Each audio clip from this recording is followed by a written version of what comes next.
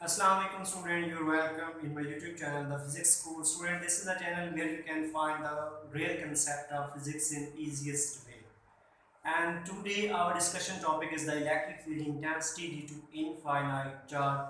Let's see, we have to explain this one. Student यहाँ पे बात की गई है infinite sheet of charge, infinite sheet of charge की बात की गई है।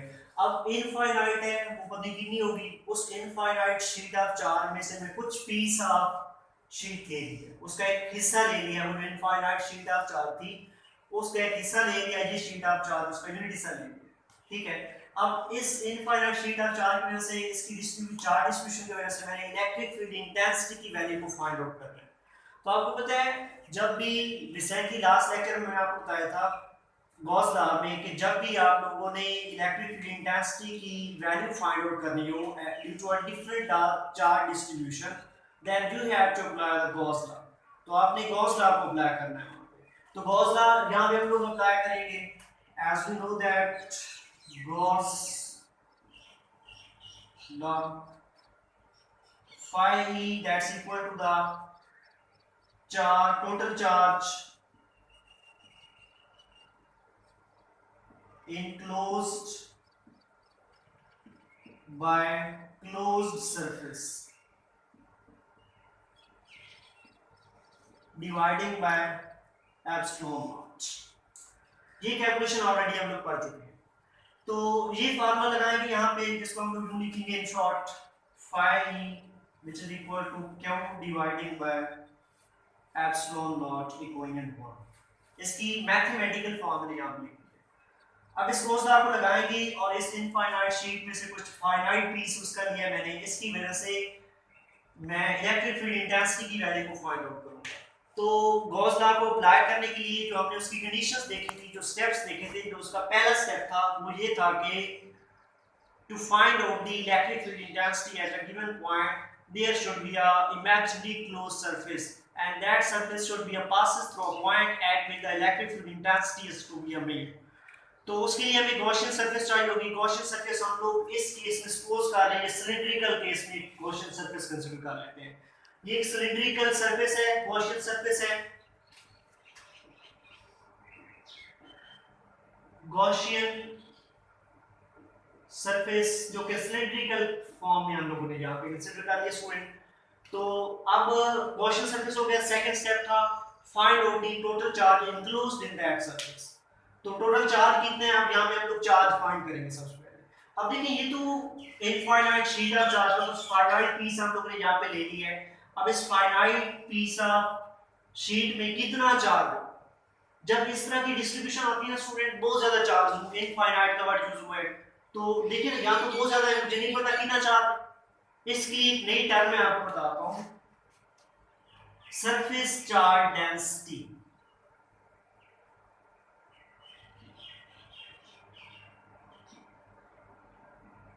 It is represented by the sigma,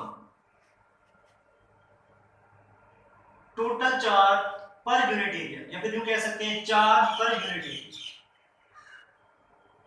charge per unit area. जब चार्ज की डिस्ट्रीब्यूशन बहुत ज्यादा है, हमें क्यों की वैल्यू, चार्ज की वैल्यू फाइंड करनी है, तो हम लोग ये फार्मूला यूज करेंगे। ये सरफेस के केस में सरफेस चार्ज डेंसिटी, वॉल्यूम के केस में वॉल्यूम चार्ज डेंसिटी आ जाएगी यहाँ पे। तो हमारे पास ये सरफेस थी, तो हमने सरफेस चार्ज डेंसिटी सिग्मा ले ली, उसमें वो वॉल्यूम चार्ज डेंसिटी रॉ के इक्वल होगी, होगा 4 पर यूनिट वॉल्यूम हो जाएगा। तो ये surface charge density 4 per unit volume. अब सपोज करिए चार्ज कितना है इसकी वजह से, वो है क्यू। एरिया कितना है इसका, वो सपोज कर लें एरिया ए है। तो यहां से अगर हम लोग क्यू की वैल्यू फाइंड आउट करना चाहें, तो जाएगा q is equal to sigma into a. This is the value of the total charge due to this finite sheet of charge। इस finite sheet of charge में से यहाँ पे जो एक चार्ज होगा, ठीक है, उसकी वैल्यू लिखेंगे surface charge density into area. Unit area में कितना चार्ज है, this is the surface charge density. Unit area में कितना चार्ज है, सरफेस चार्ज डेंसिटी। और चार्ज की वैल्यू फाइंड आउट करना चाहते हैं, तो एरिया यहाँ पे आकर मल्टीप्लाई हो जाएगा, तो जाएगा q is equal to sigma into a। This is the value of q। ये क्यू की वैल्यू है। अब यहाँ पे हमने क्यू की वैल्यू को डिटरमाइन कर लिया। अब हम लोग लगाएंगे गॉस लॉ। गॉस लॉ लगाने के लिए हम लोग इस गॉसियन सरफेस का टोटल फ्लक्स फाइंड आउट करें। ये जो गॉसियन सरफेस है स्टूडेंट, इसका फ्लक्स फाइंड आउट करेंगे। गॉसियन सरफेस सिलिंड्रिकल फॉर्म है, सपोज कर ले this marker is a cylinder. अब देखिए इसकी तीन सरफेसेस है student, this face surface, this one face surface and this cylindrical surface, circular surface. एक ये सरफेस है, एक ये इसका फेस है, ये भी सरफेस है, एक ये भी सरफेस है, तीन तरह की सरफेसेस है। तो सेम मैंने यहां इसको नॉमिनेट कर दिया। This one is a, this face is equal to, is known as a S1 surface. This one surface, circular surface. This is a S3 surface, and this face is a S2 surface.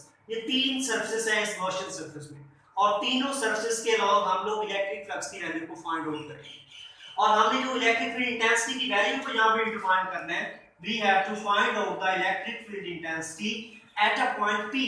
ये इस cylindrical surface का face जो है ना, ये वाला face, इसको ए face का नाम दे दें, इसको बी फेस का नाम दें। ए फेस पे पॉइंट टू पी है, इस पी पॉइंट पे due to this finite sheet of charge कितना इलेक्ट्रिक फील्ड इंटेंसिटी है वो हमने फाइंड करना है एट अ पॉइंट पी। तो इसकी वैल्यू को फाइंड आउट करने के लिए पहले हम लोग इस गॉसियन सरफेस के अलोंग फ्लक्स की वैल्यू कैलकुलेट करेंगे। अब देखिए तीन सरफेसेस हैं, तो total flux of this surface phi e हो जाएगा phi 1 phi 2 phi 3।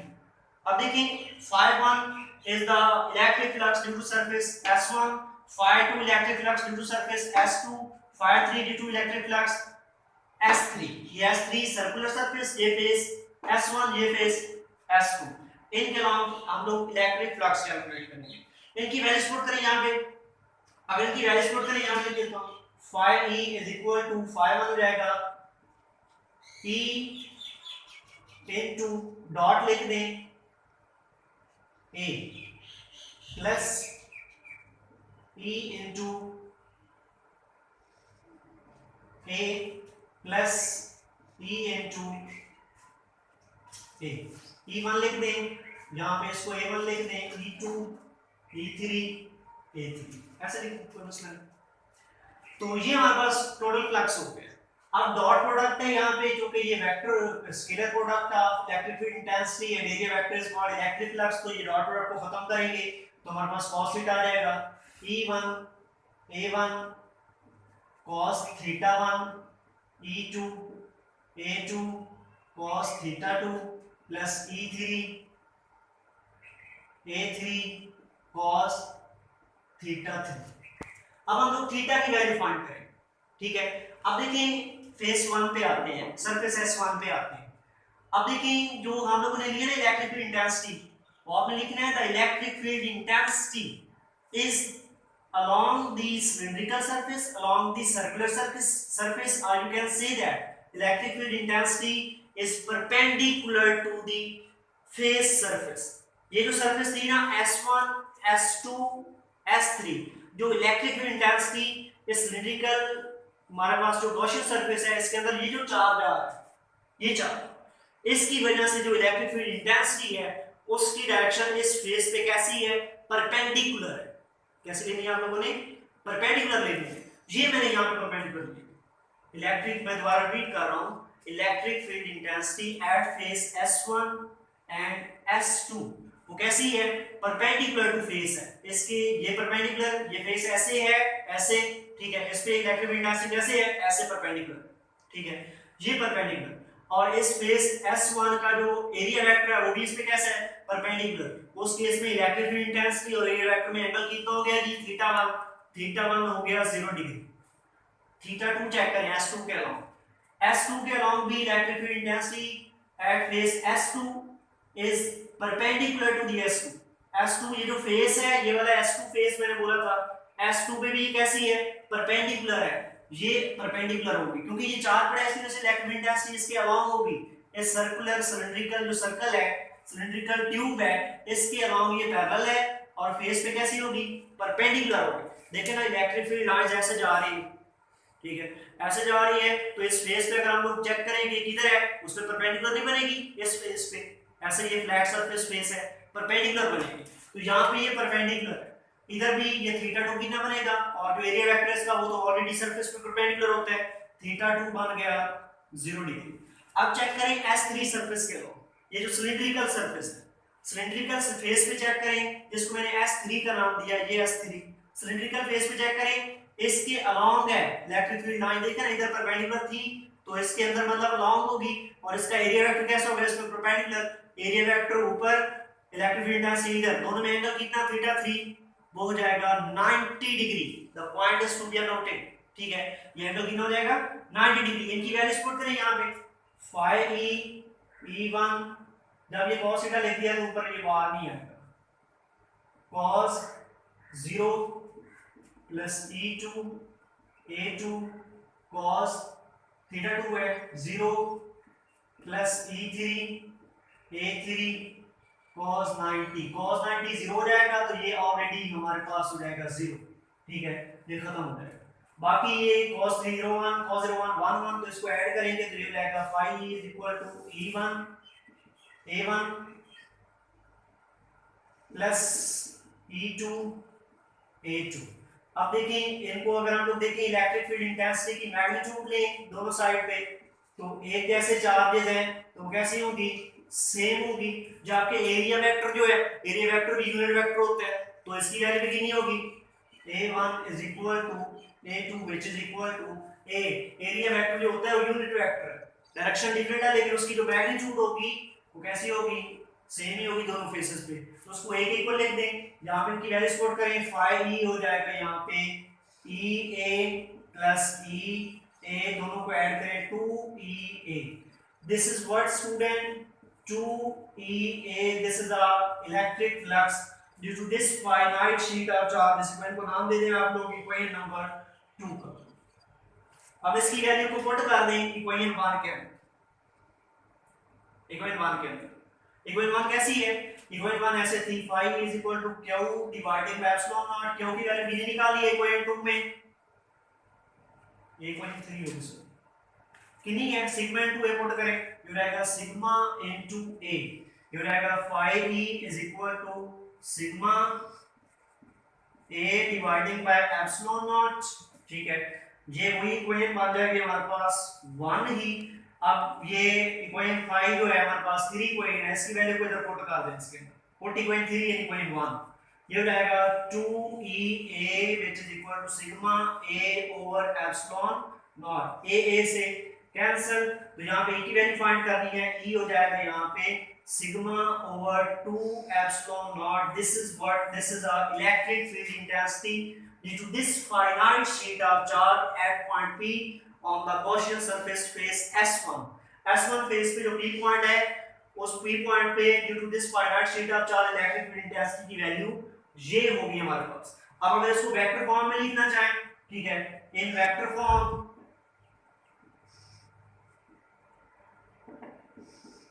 ये हो जाएगा